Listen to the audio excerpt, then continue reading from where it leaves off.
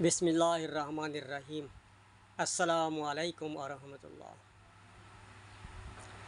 কোনো একদিন কোনো এক প্রজন্মের কাছে আজকের কিছু কথা মনে পড়ে যাবে যে আমরা জাতি হিসাবে কত খামখেয়ালি এবং বেখেয়ালপূর্ণ।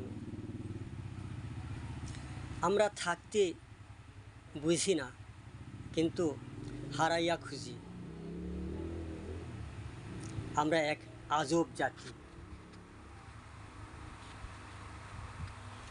এত আবেগ আমাদের ভিতরে, অল্পতেই আমরা বিশ্বাস করি, আর যেটা করি না সেটা হলো দুঃখিত বা সরি। আমরা কখনোই দুঃখিত হই না বা সরি বলি না।